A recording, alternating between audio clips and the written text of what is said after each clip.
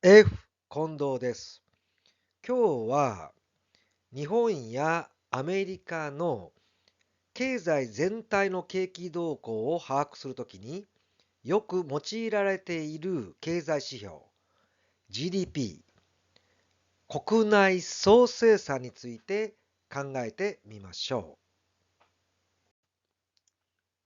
GDP というのは通常1年間に商品やサービスの生産を通じて新たに生み出された付加価値の総額のことです。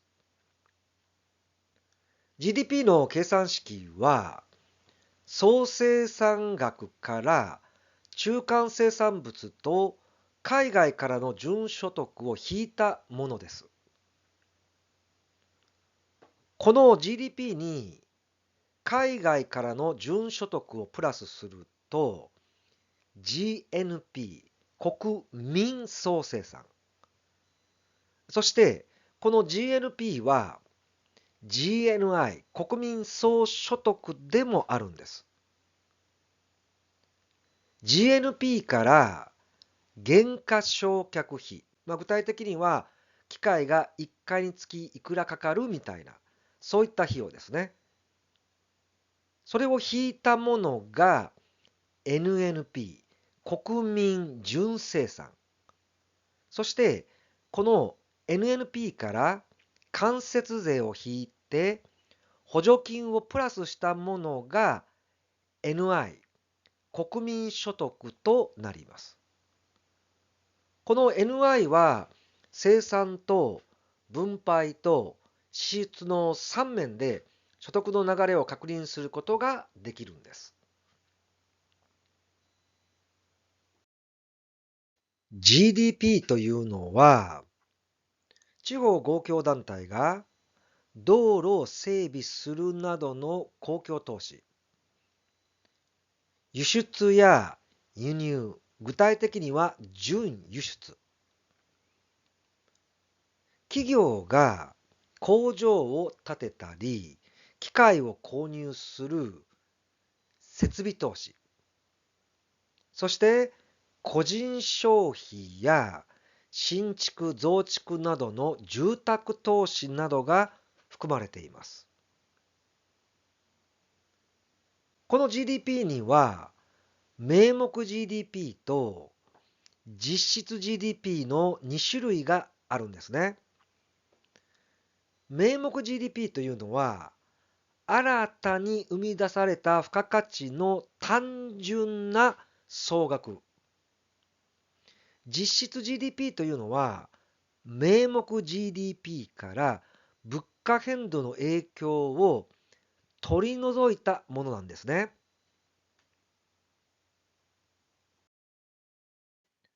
公共や政治経済の図説では GDP デフレターが大きく取り扱われています。GDP デフレターというのはある国の名目 GDP から実質 GDP を算出するときに使われる物価指数のことです。計算式は新しい年の名目 GDP 割る古い年の名目 GDP かける100です。ただ、名目 GDP を単純に名目 GDP で割ったわけではなくて、新しい年の数量を基準として、古い年からの物価の変化を計算しています。パーシエ指数と言います。名目 GDP や実質 GDP が明確に分かっている場合には、名目 GDP 割る実質 GDP×100 で GDP デフレターを求めることができます。その他にも実質 GDP の計算式や名目経済成長率の計算式、そして実質経済成長率の計算式もここに載せておきましたので、覚えてほしいと思います。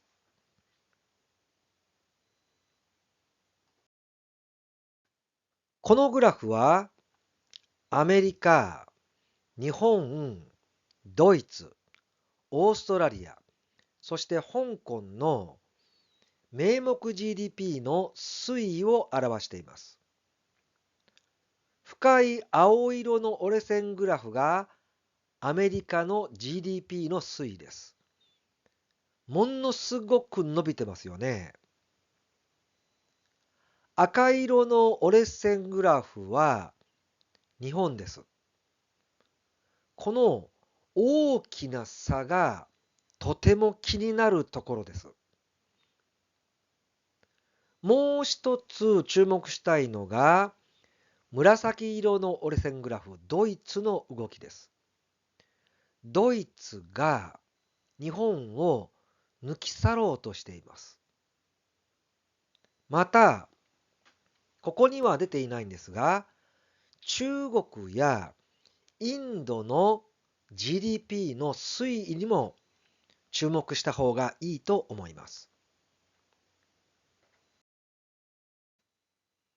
このグラフは先ほど紹介した国々の1人当たりの GDP を表しています。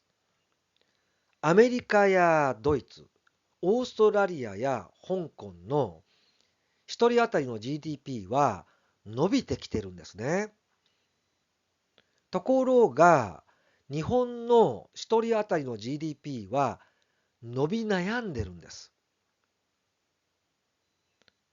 なぜ伸び悩んでいるのか。その原因は人口の多さとか、生産年齢人口の割合が減ってきたとか、長い間デフレスパイラルの状態が続いた。また、日本企業の ROE の問題。ROE というのは自己資本の利益率のことです。そして、賃金上昇率の問題など、様々な議論があります。高校生の皆さんはグループを作ってデータやグラフを使いながらその原因をプレゼンテーションで発表し合うのもいいかもしれません。それではニュースでよく見る GDP について説明したいと思います。よく見る GDP は実質 GDP。全四半期比で発表されていますから、単位はパーセント。そして3種類あります。1つ目が速報値。2つ目が改定値。3つ目が確定値です。速報値事前見積もりは1月、4月、7月、10月。改定値は二次見積もり2月、5月、8月、11月。確定値が三次見積もりで3月、6月、9月、12月なんです。また、アメリカの実質 GDP の発表は1年間に4回行われていて、クォーター1が4月から6月、クォーター2が7月から9月、クォーター3が10月から12月、クォーター4が1月から3月。上の表を見てもらいますと、クォーター1、4月から6月、クォーター2、クォーター3、クォーター4となります。それでは具体的な例で見てみましょう。アメリカの2022年第4四半期3月発表。第4四半期というのはクォーター4ですから、この部分ですよね。そして3月、上の表では確定値になります。ですから、名目 GDP 確定値が 6.6%、実質 GDP 確定値が 2.6%、GDP デフレターが約 4% となります。ニュースでは、実質 GDP の確定値 2.6% と GDP デフレター約 4% がよく出ていますから、名目を知りたい場合には、2.6 プラス 4% で 6.6% と計算すればいいんです。もう一つ面白いのが、同時に発表された PCE 物価指数。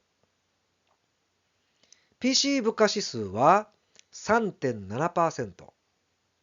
食料とエネルギーを除く PCE 物価指数は 4.4%。3.7 プラス 4.4 割る2は 4.05 なんですね。ですから、現在は GDP デフレター、そして PCE 物価指数は相関性がとても高いと考えています。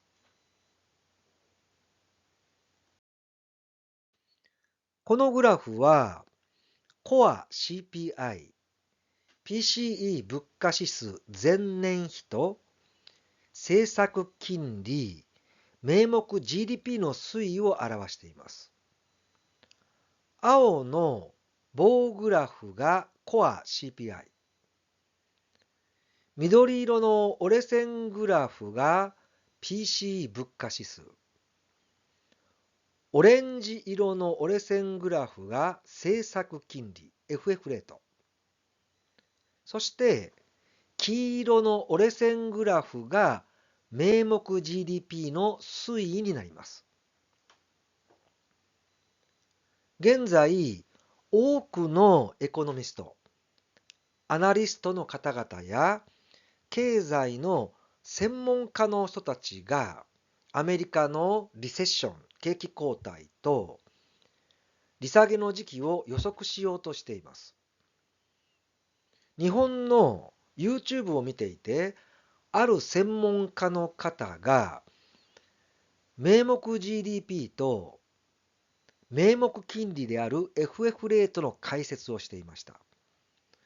それを見て、面白いなと思いまして、自分のグラフに名目 GDP を付け加えたんです。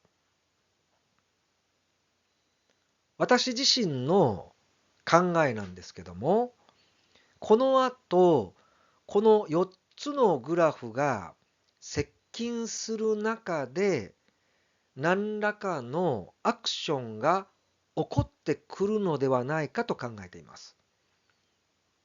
この後の動きに注目していきましょう。